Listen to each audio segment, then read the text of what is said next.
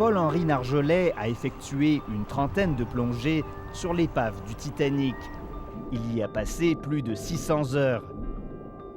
Alors j'ai eu la chance de plonger pour beaucoup d'épaves, donc de voir beaucoup de choses, mais bon, le Titanic c'est l'épave top, quoi. C'est le top niveau. Même j'ai beaucoup aimé le Bismarck, j'ai plongé sur le Yamato qui est un cuirassé japonais extraordinaire, aussi une épave magnifique, mais c'est pas le Titanic, quoi. Le Titanic, il y a un peu un côté magique pour moi avec le Titanic.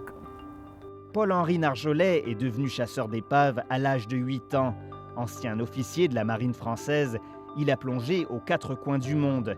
Il a entre autres commandé un groupe de plongeurs démineurs sur les épaves du débarquement en Normandie ou encore dans le canal de Suez. Mais pour lui, le Titanic représente le summum des épaves.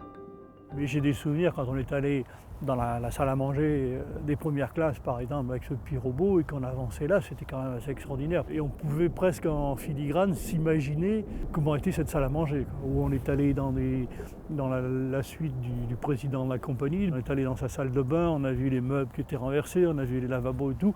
C'est assez impressionnant. Et bon, quand on sait qui était là, c'est quelque chose, quoi. C'est des moments extraordinaires.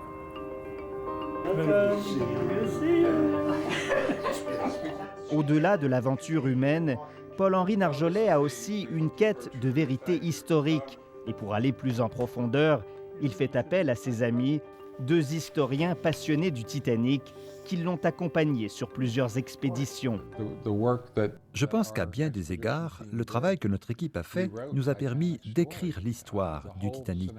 La façon dont le bateau a coulé a été complètement revue, en bonne partie grâce au travail effectué par notre équipe dans l'océan Atlantique au milieu des années 90. Et de reconstituer l'histoire du Titanic, d'une part grâce aux archives qui existent, mais également à toutes les preuves qu'on arrive à remonter du fond et qui permettent donc de retisser tout le tissu de l'histoire.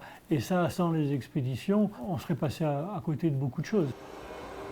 Malgré toutes ces plongées, Paul-Henri Narjolet soutient qu'il faut y retourner afin d'aller au fond de l'histoire. Déjà lors de sa dernière expédition en 2010, il soulignait l'urgence d'agir.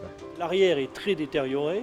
La partie avant, elle est un petit peu moins, mais elle est quand même très détériorée aussi. Et petit à petit, on voit les ponts s'effondrer, les plafonds dans les différentes salles s'effondrer, on voit de plus en plus de dégâts. Aujourd'hui encore, Paul-Henri Narjolet rêve de redescendre sur l'épave parce que 100 ans plus tard, on connaît encore très peu de choses au sujet de ce naufrage. On ne sait pas exactement ce qui s'est passé, on ne sait pas comment le bateau s'est cassé. Alors il y a 2 théories, il y a une qui dit que le bateau s'est cassé dans ce sens-là, l'autre théorie qui dit qu'il s'est cassé dans l'autre. Et tout ça, c'est grâce aux plongées que l'on fait qu'on arrive à progresser dans ce domaine-là et peut-être savoir un jour exactement ce qui s'est passé.